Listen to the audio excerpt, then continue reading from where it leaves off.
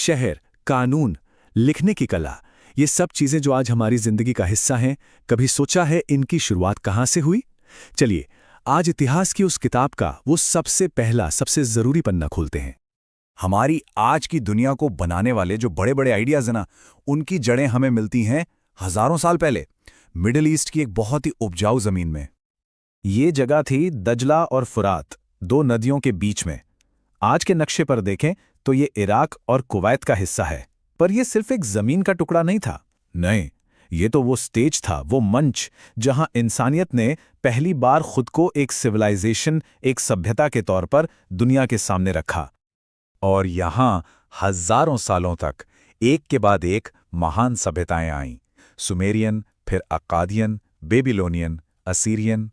ये सब एक दूसरे से सीखते गए, एक दूसरे की नींव पर अपनी इमारत बनाते गए, और उन्होंने मिलकर एक ऐसी विरासत की परतें तैयार की जो, सच मानिए, आज तक हमारे साथ हैं।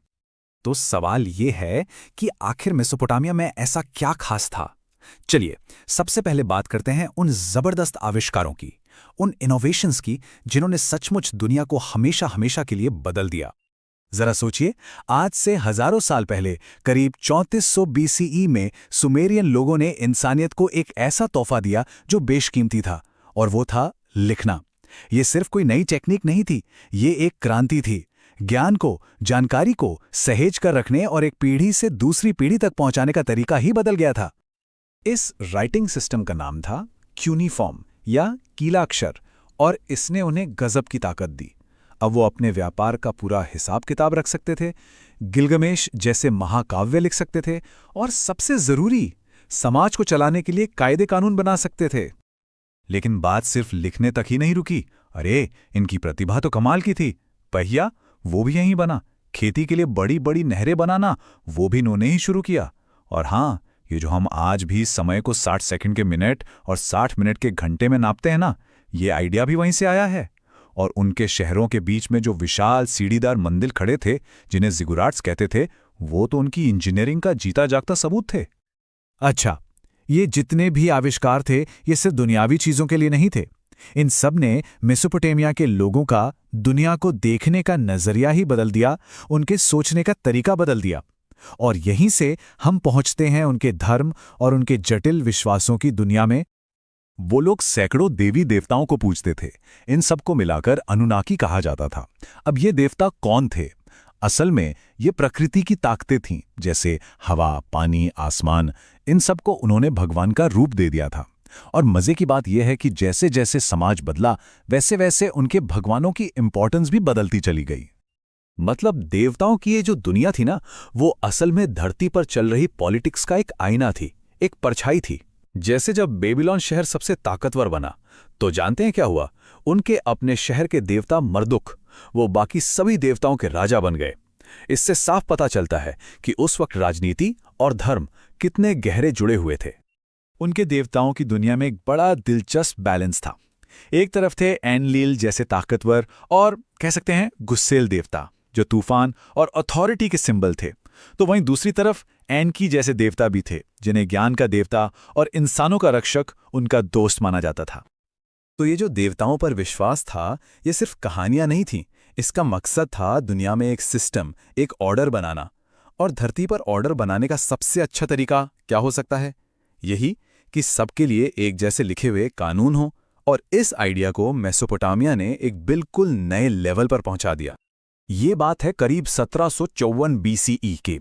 बेबीलोन के राजा हम्मुराबी ने एक ऐसा काम किया जो कानून के इतिहास में एक मील का पत्थर बन गया।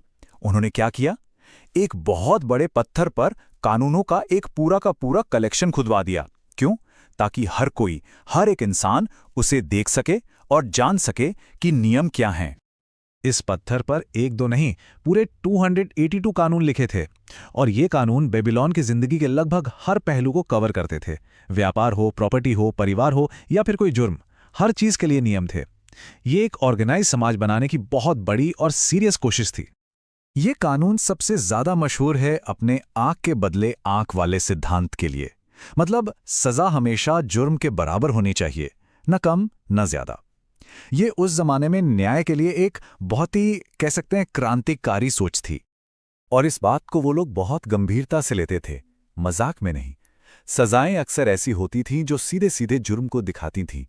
ऐसा करके वो पूरे समाज को एक बहुत सख्त मैसेज देते थे। इन कानूनों ने लोगों में पर्सनल जिम्मेदारी का एक एहसास पैदा किया।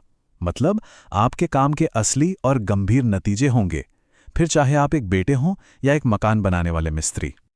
लेकिन यहां एक बहुत जरूरी बात समझने वाली है, ये न्याय सबके लिए बराबर नहीं था। सजा कितनी बड़ी होगी ये इस बात पर डिपेंड करता था कि जुर्म किसके खिलाफ हुआ है।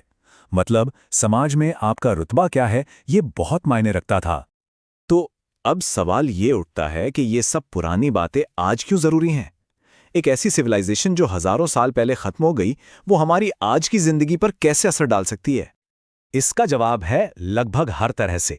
सोचिए जरा, जिस तरह से हम आज भी वक्त नापते हैं, हमारे शहरों का जो बेसिक स्ट्रक्चर है, और तो और ये आइडिया कि एक समाज को लिखे हुए कानूनों से चलना चाहिए, इन सब की जड़ें, इन सब की शुरुआत मेसोपोटामिया की उसी उपजाऊ मिट्टी में हुई की। मेसोपोटामिया की विरासत हमें एक बहुत गहरी बात सिखाती है। वो ये कि इतिहास कभी मरता नहीं है, वो हमारे आज की नींव में, हमारी बुनियाद में जिंदा रहता है। यह हमें याद दिलाता है कि सभ्यता की कहानी कोई खत्म हो चुकी किताब नहीं है, ये एक लगातार चलने वाली कहानी है और हम सब आज भी उसी कहानी का हिस्सा है।